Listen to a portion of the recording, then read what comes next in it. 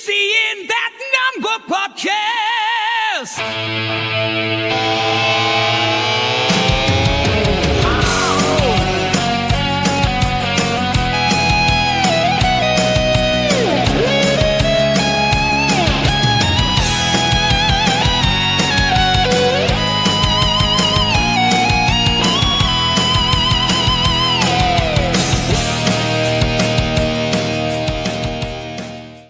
Another In That Number podcast, the last one of 2025. It's been a great year, as we spoke about last night, and what a way to end it with a bit of a Saints legend here, Mr. Phil Veivers. How you doing, Phil? Oh, good guys. How are you, mate? Yeah, not too bad, not too bad.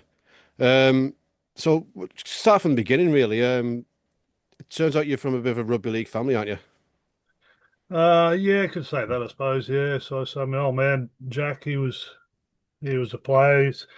He was a butcher that lived down in Bedesset, which is a little country town in Queensland, and he used to travel up to train with Southern Suburbs up in Brisbane, and from there he represented Brisbane and Queensland. And my older brother, well, actually, my first cousin, he was a little bit older than Greg. He went on to play for South. And he moved down to Sydney, where he played for Manly and ended up playing for Australia.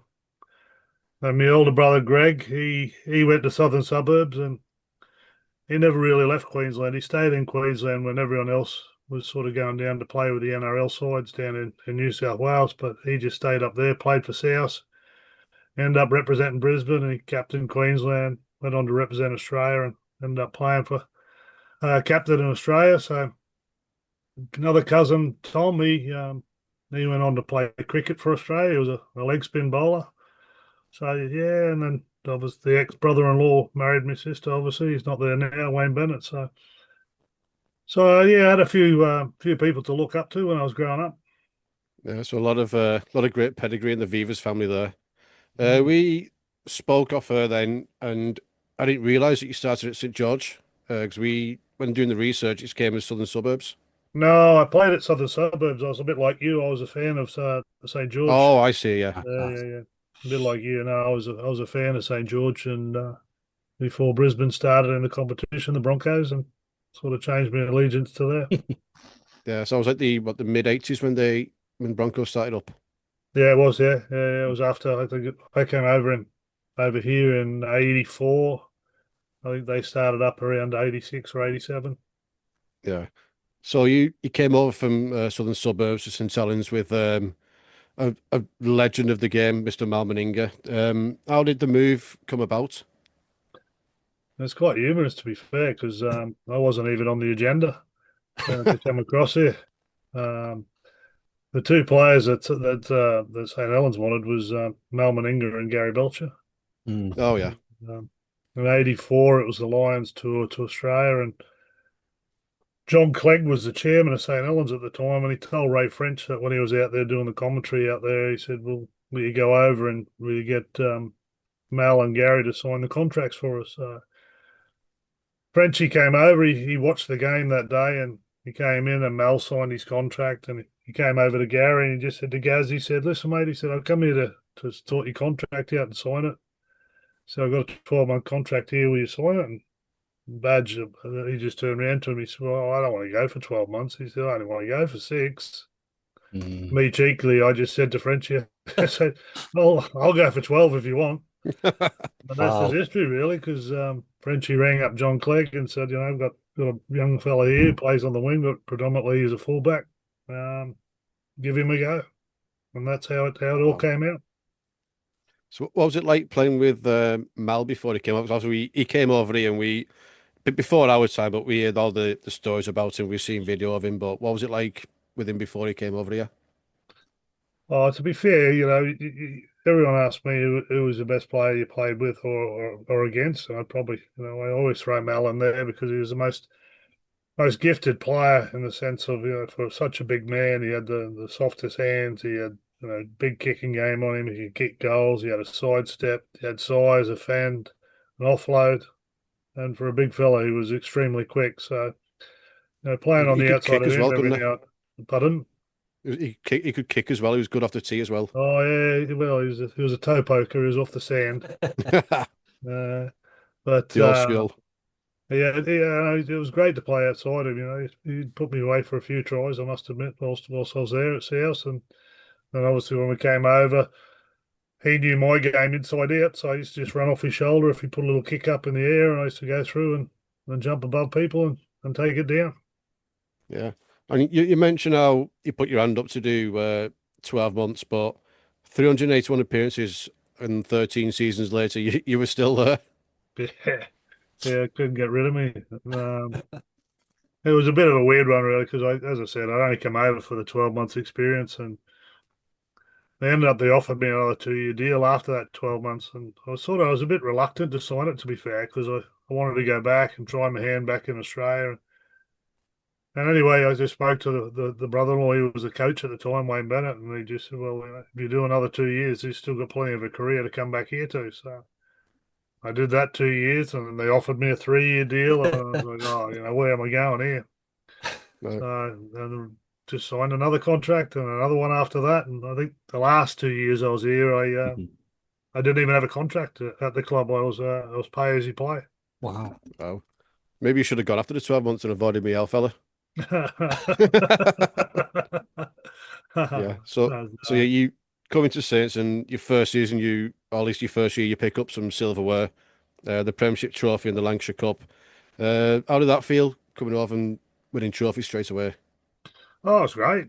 Nice to pick up one in the Lancashire Cup, even though I got knocked out. But that was another one. That was another one of little Mel's kicks. I jumped up and went down to score the try, and Nicky Kiss just stuck his boot into my head, and that was it. I had a good night's Oh sleep. So, wow. um, and then Roy Hag came on and scored one of the tries to win Mhm. the Roy game for us Agatha. as well.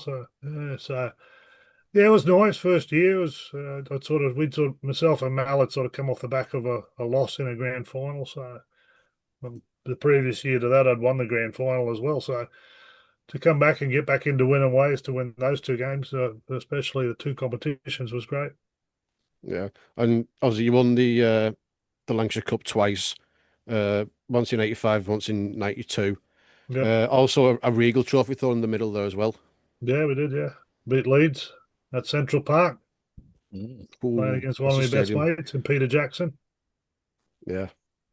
And also a second Premiership trophy in 93 beating the old enemy Wigan. I believe Yeah. I remember this game because we had it on record off Sky Sports and I watched it until it died basically. A 10-4 win against the old enemy. Yeah, Locker scoring the winner, Paul Lachlan. Yeah. Uh, it was a great win that day. We had some great times, to be fair. That side, it was a pretty skillful side with the Mm. quality of player that was in it. Yeah. Would you pick, Phil, maybe what your do you have a favourite like accomplishment at Saints out of all the things that you won there? Is there one that Um, stands out? no, I don't. I don't sort of look at it as the trophy side of things Mhm. as the accomplishments. As Yeah. such. There's a lot of different things that go into winning those trophies, and some of the game scenarios, are the ones that you remember the most. And probably the one that probably sticks inside my mind the most is when we played Wigan at Central Mm. Park and we were losing 22-6 or 22-8 at half time, and Yeah. we come back over the top of them and won the game 32-26 or something like that, I think it was. So Mhm. I happened to get a couple of tries that day, and I think I got the Oscar too for a big dive for an 8 point try. At least you're honest. That must have been a great atmosphere. What were the atmospheres like, Wigan Saints back then? Back then, the crowds were phenomenal. Every time you went out at Central Park or you went out at Knowsley Road, you only had to look up to the bottom corner to the flutes, and if the flutes were full, then you knew you were in for a full house, and you knew that it was going to be a noisy afternoon. And both Wigan fans and Saints fans very vocal, and they never let you down whether it was at home or away. Did you get a lot of stick from Wigan fans at all, or Always, always. because Wouldn't have it obviously any other way, would we? those old stadiums? Yeah, I remember Knowsley Road as a kid. Just how close you were to the Yeah. players. Like they must have been able to hear. You must have been able to hear like individual people. Like actually, Wigan and Saints weren't a problem of a ground really. There's other places you used to go, whether it going to Wilderspool, the zoo, oh, whether it was Norton Park, or whether it was up in Hull. down at the Boulevard. The Boulevard, yeah. Oh, Same as Norton Park. You used to have to walk through a caged area Right, as the you're Willows. coming out onto the field and going back. So at the end of the game, when you got into the changing room, the amount of spit that you're wiping off yourself was phenomenal. Jesus. Yeah, glad it's not that bad now. Yeah. It's Oh, experience. Yeah, I it was know. all good value. All good value. Part and parcel of the game, I suppose, at Yeah. that time and era. Yeah. So I mean, played. So you played with Saints up until 1996. Is it right that you left halfway through the season after the Challenge Cup final? Yeah, I sort of the way it had come around was I was in the middle of my testimonial at the time, and I sort of signed a contract with.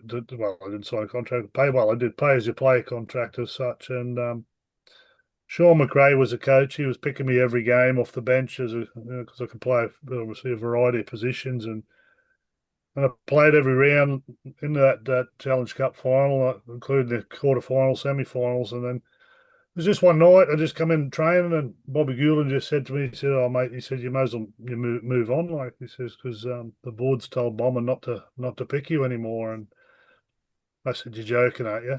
And he goes, "No, no, no." He says, "You're over 30 now." So I thought, oh, I'll hang around anyway and see where he goes. And in the '96 the Challenge Cup final, I was the 18th man. They brought 4 players back from injury for the final that day, and I ended up being the 18th man. And I think during the week I'd already been speaking to Huddersfield because the coach at the time was a guy called Darryl Vandervelde. He was a pretty close family friend as well. Oh, And yeah, you coached Warrington, didn't he, as well? he did, yeah, he Yeah. did. And so I'd been speaking to him during the week, and at the end of that game, I'd sort of made my mind up that I needed to move on because I knew that Bomber wasn't going to pick me anymore. So that he'd made his choice, and I just thought, right, let's move on. No, that's fair enough. But during that Challenge Cup final, obviously you would have been there.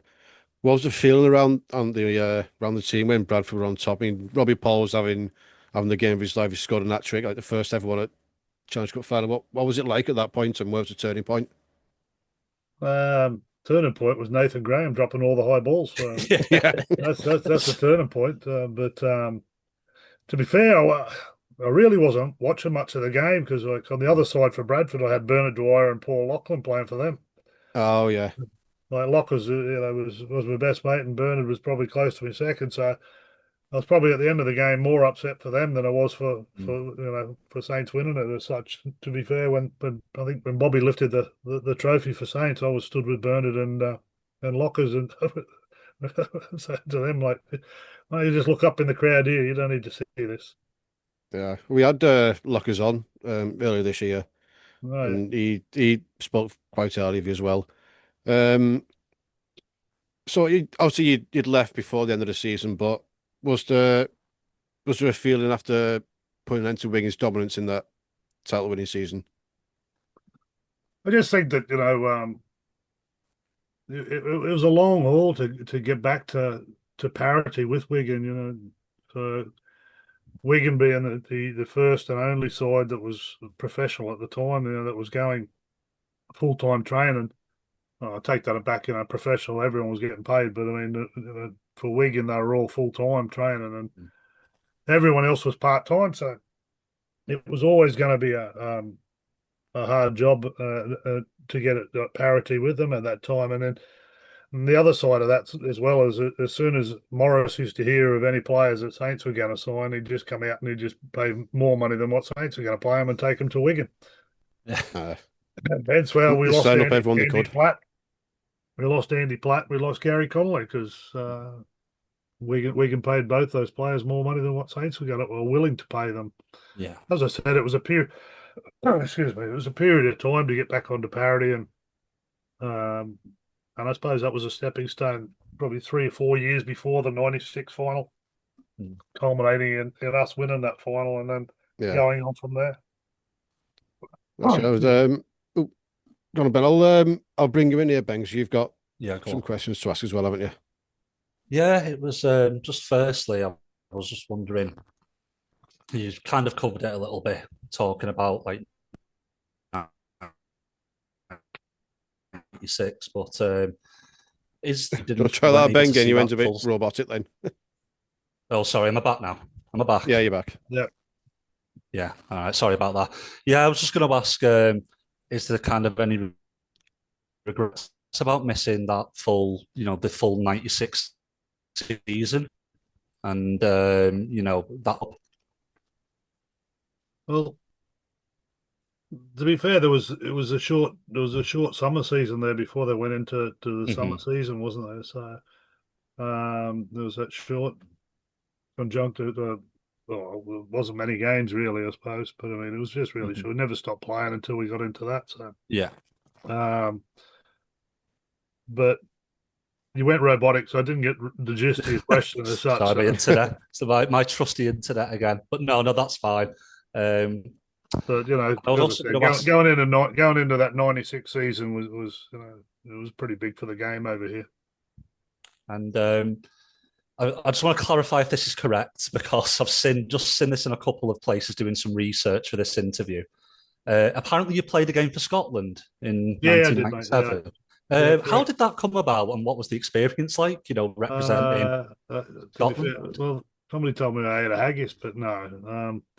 Both my grandparents were Scottish, so they emigrated to Australia. So through grandpatriality, I was able to play for Scotland. Oh, fair enough. Can't argue with that. Like you Mhm, say, it's some international experience as well. So, are you back now, Ben?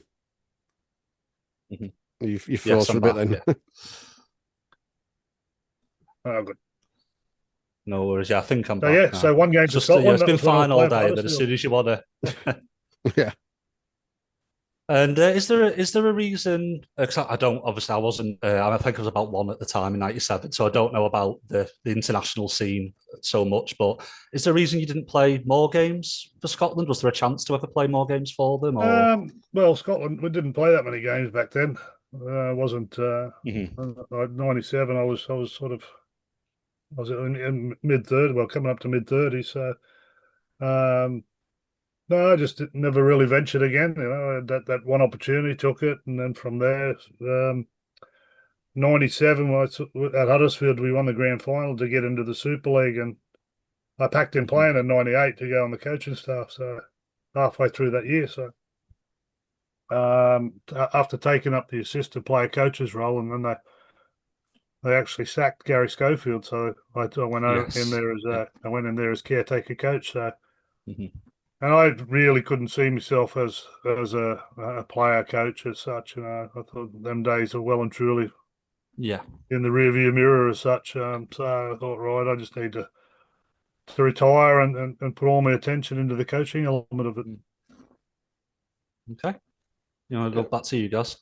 Yeah. So, with all the games you've played in these finals and stuff like that, is there a particular game that stands out to you, like both as a player and a coach? Mm. Playing wise, I'll still go back to that Wigan Saints game at Yeah. Central Park when we had the great recovery, and then I suppose from a coaching perspective, probably when I was at Bradford as the assistant there, and I think we played Wigan on a night game at Wigan, and we came back and kicked a field goal right at the death to win the game. They were well and truly on top I think it was a semi final as well, and we came Mhm. back there and kicked a field goal and got up there. Well, that might have been for Wigan actually. Trent Barrett, yeah, coming back against Bradford, but Trent Barrett. he was a class act, Trent. Yeah. But I don't think I can go past 2003 really, when Bradford won all three cups Yeah. in that year, winning the league and the Challenge Cup and also the grand final. The awesome foursome up front, and it was Mhm. just a really skillful and big team. You got two front rowers on the wing that'd give you 18 carries a game, but they Yeah. could run Giants, yeah. like Was the that wind as well. was that Vanacola and McAvoy? No, it was Or was that later on? Vinacolo and Tavita Oh, yeah, that's the Vaikona. one. Yeah. By Kona, Yeah, that's wasn't the it? one. Yeah. So yeah, it was. It's good to have them two in your back pocket, and Yeah. Mick No, Withers at the back as well. that's where you get your defense side up from there. So when you moved into coaching, I noticed you coached at Huddersfield, Sheffield. I remember these mergers. What were the mergers like internally? Like, did it go down well or? No, it wasn't.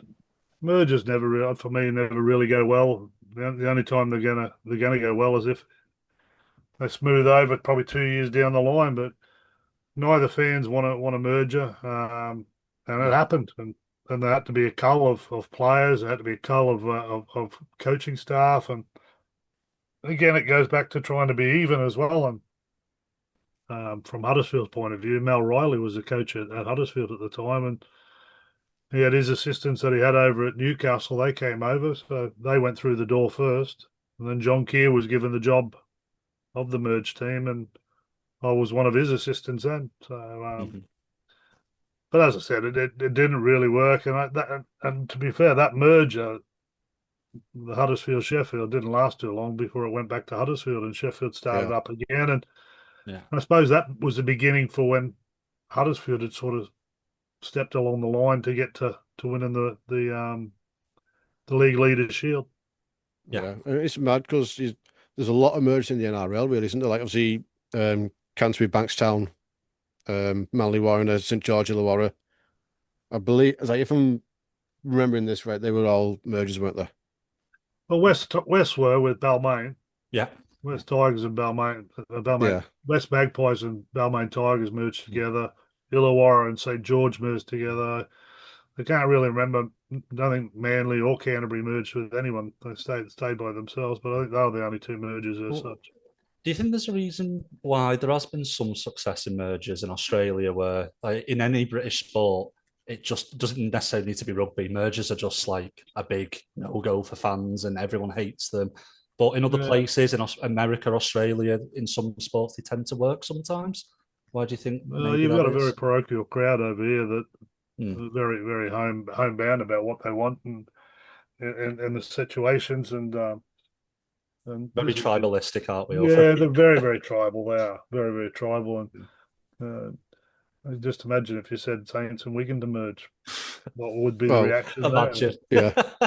I feel the whole tie should merge. It's like not a chance you're going to get the whole size to merge. And that's the point that you're trying to make is that everyone has a view, and generally what you got with the owners of all the clubs over here is that they're tribalistic too because they're fans of the club, and that's why they're brought into the club.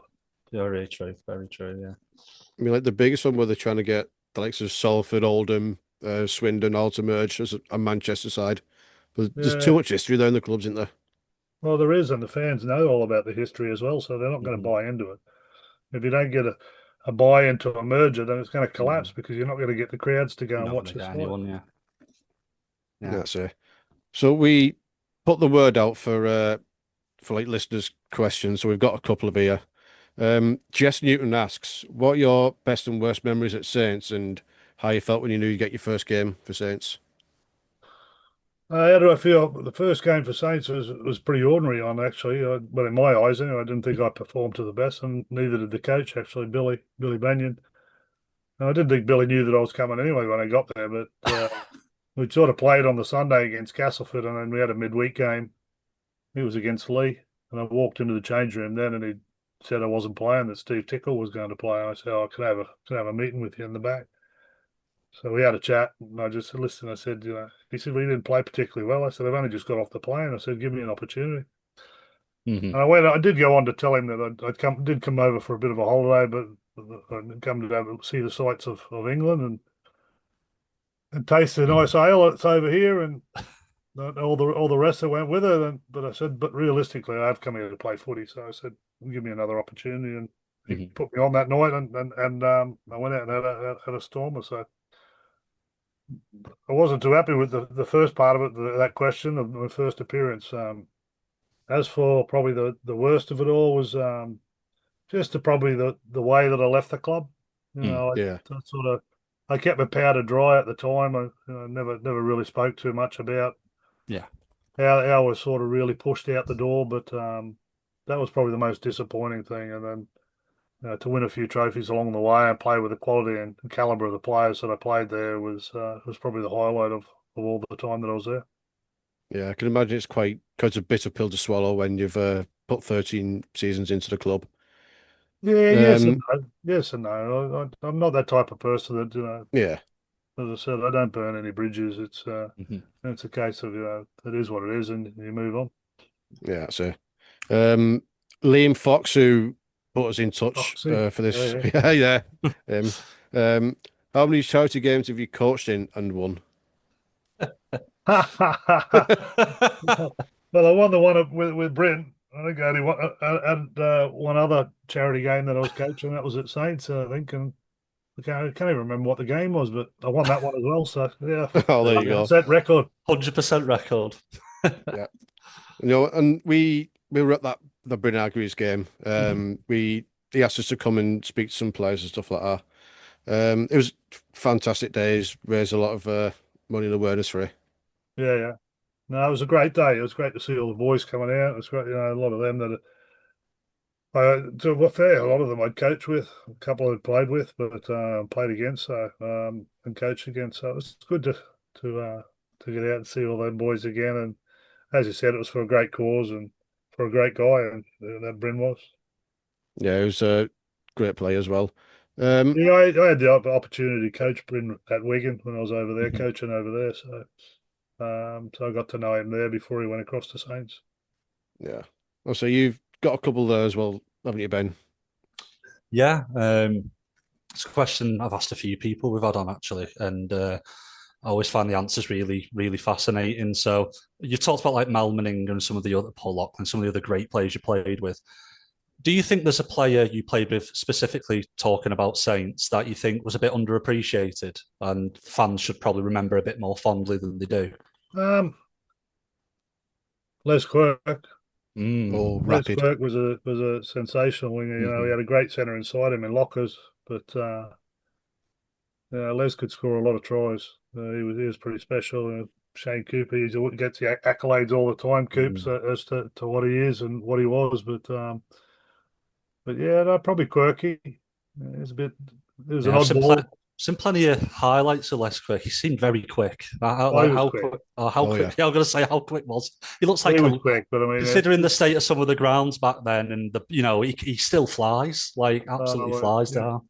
He's very, very, very balanced. His running was very balanced. He had a great in and away on him that he could sort of stitch the fullbacks up when he got through. He just used to get him standing still and blitz them on the outside. So, like I said, he was very underrated, Les, and got a lot of value out of that.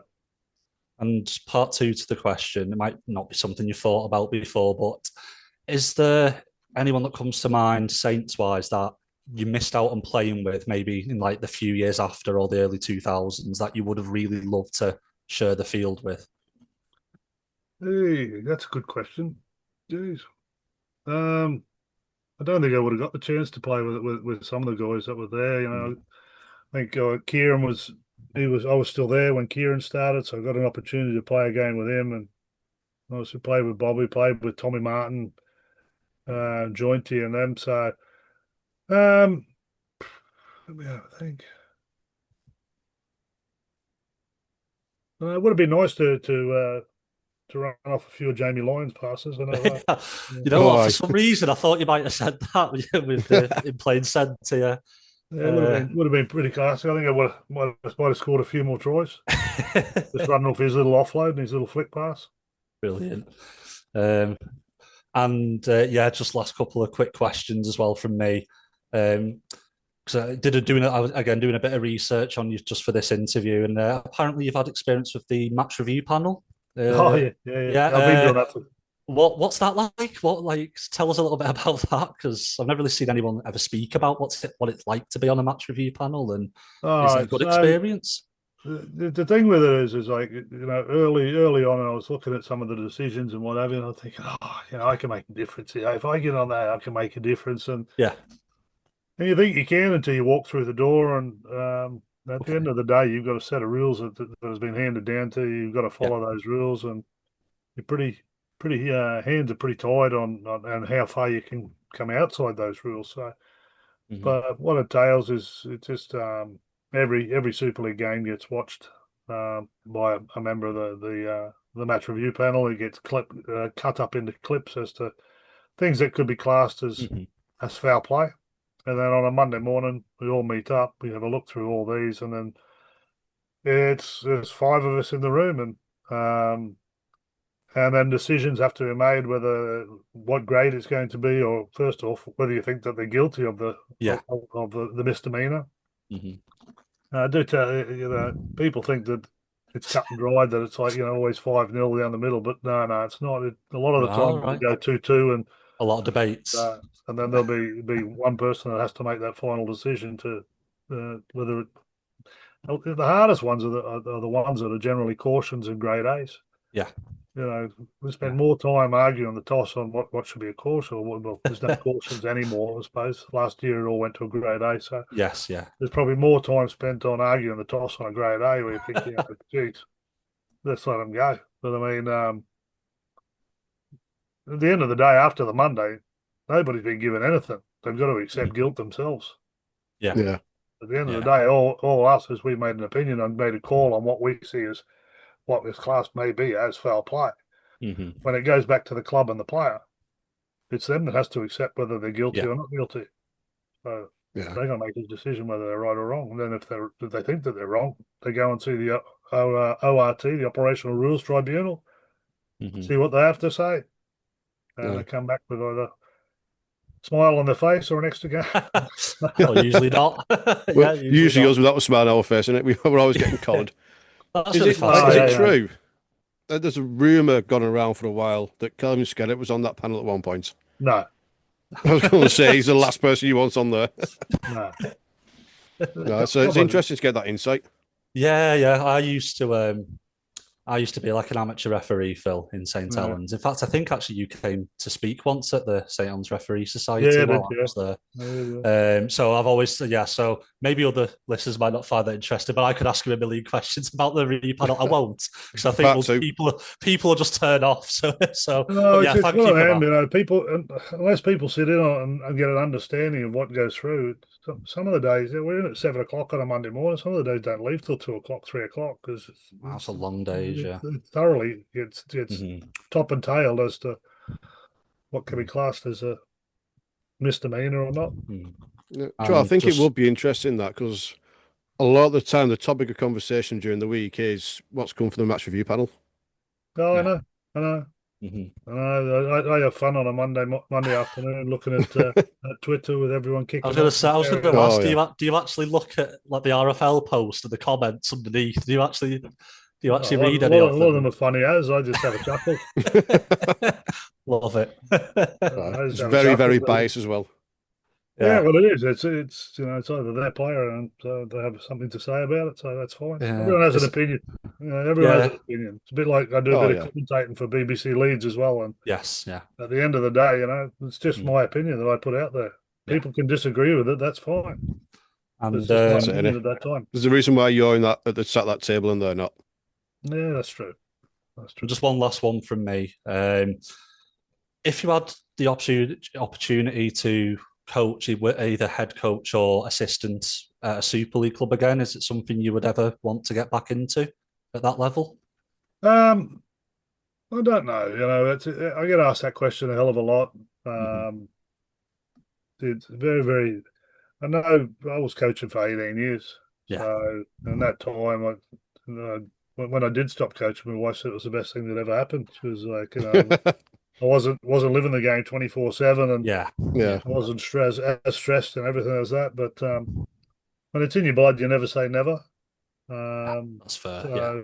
If an opportunity come along that line, you'd always have a look at it. But I'd probably, from my line of work now, I'd probably be looking at football manager or wellbeing officer or anything like that if that come along. So. Cause you've done a lot of work in like mental health and things like that. With the well-being of people and whateve you. So did a lot of work with State of Mind charity. So and they're fantastic, aren't they? State of Mind. And then obviously I have my own company as a well-being officer as well. So which I tend to do a lot of work with construction companies around the country. So which is good. Yeah. Who knows? Maybe some rugby clubs might start getting you in instead. Saints can get Phil Veivers in as well-being. Why not? Be interesting. They got Chappers in there. Chappers is the wellbeing officers there, so he does a great job. You do a great job, so. I think that is important in rugby as well. James Graham spoke about this, Gaz, didn't he? About the Yeah, need for it, yeah, really mental opened health up. focus in rugby league, and how he thinks the tide has turned a little bit, but there's still like work to be Yeah, done. And, it has, but you there's know, still a lot of things to happen there, and yeah, sometimes it's an unthanked job as such. But the jobs that they do for each club, the welfare officers, is great for the players and the staff. To be fair, yes, of course, yeah. because at the end of the day, they're all under the same pressures. Mm. It's a winning culture, and everyone needs to win. And when it starts to go the other way, Yeah. the pressures that people get put under, it can really impact upon their mental health. Mm-hmm. That's it. I mean, I've obviously read some biographies as well, and listened to audiobooks, and a lot of these ex-pros, the first thing they talk about is how they cope with life outside the game. Like, Yeah, whether it's a did tough he one. go and work, or did he get into coaching, and then they're trying to get, because they missed the structure of what rugby league was. Well, it's a tough one, really, because when you're talking about professional sportsmen, professional sportsmen will go through 50 highs in a year, Mm-hmm. where normal Joe public will go through 10 highs in a year. Yeah. So Yeah. when you've got a professional sportsman that's packing in and he's not playing anymore, there's a gap there of 40 highs that they're going to be missing in a year. So they've got to find them somewhere, Yeah. and So, that's when you tend to find that they tend to use the wrong coping strategies to deal with it, and it ends up impacting on their life in a bad way. Yeah. That's it. I mean, the more that gets done for it, the better. yeah. Definitely. Our cares are doing a great job around the place as well. So Yeah, they're fantastic too. they're doing a great job for players and other players that are sort of trying to find a life after rugby. That's it. Well, I mean, that's it for me, guys. You yeah, wanna I've pass? got one more. Yeah, go on. Yeah. So your career was like, maybe like through the 80s and 90s. What's your take on the modern game now in comparison, and what would you change about it? From an English perspective, they've got the years ago. The England game had their own characteristics. They had their own persona about how they played the game, and a lot of that was about ball playing forwards. That used to have second phase ball that used to cause Australian sides all the different types of problems and what have you. And I just feel that England needs to have their own identity about how they play the game instead of every time someone in Australia changes something, we don't need to follow it over this side as such. They should have their own identity about how they need to play. And if that's a case of bringing back those ball playing forwards, then so be it. Yeah, I think that's right, isn't it? We tend to, as people use the term meta in the NRL, what is the most popular strategy? We tend to do it a couple of years later, and by then Australia have moved on to something else, and we're 100%. just playing behind to catch up with them constantly in terms of that. But way the of biggest playing, thing for the game over here, anyway, is speeding up the ruck speed. Yeah. We talk about that a lot, don't we, the guys? NRL ruck Yeah, speed we is do. just they know the rules is in the sense of make a tackle, just let go. Yeah. So that's what creates little gaps around the ruck. That's what makes your hooker so special. That he can create so much out of dummy half, and I think if that happened over here, I think then it'd improve the game no end. It'd be a bigger spectacle as well. But I'm going to say, improve it for us spectators as well, because when you see in 25 seconds play the balls, the wrestle is what's killed the game. Yeah. There's too much messing about in the ruck, isn't there? Yeah, if you can get on top of the wrestle and get the speed of the play, the ball down to your 3 second, 4 second. Especially with how fit modern players are, that 10 meters is about 3 by the time they played the ball. Like they're just there in front of you. So yeah. A lot of holding down the ruck, and there's still players offside. Too big, too strong. These boys this day and age. I know, yeah. They're very big, yeah. What used to be a collision sport now, it's a car crash sport. Yeah, that's it. Yeah, I think it wraps it up. Just before we wrap up, Ben, they've done it to us again. We was talking about a specific signing yesterday, and he gets announced today, Nenny McDonald. Yes. Last 3 signings, he've done that to us. Yeah, last 3 signings. We've done a podcast the day before. They've announced it straight after. Yeah. So so we'll have to just talk about that in January, I guess. We do the squad review, but yeah, I know because there'll be comments going, you just missed it again, but it is what it is. Whatever. All right. But yeah, I just want to So, say yeah. massive thank you, Phil. Yeah. Really No worries, some mate. fascinating answers, really interesting, and good luck to you with all the stuff you do, mental well-being and stuff. It looks really Cheers, mate. interesting. Thank you. So yeah, Yeah. Spot on. Massive thank you for your time, Phil. So that's us done for the year. We'll be back in January to start all over again. So thank you very much, everyone, and have a good Christmas and a New Year, and stay safe.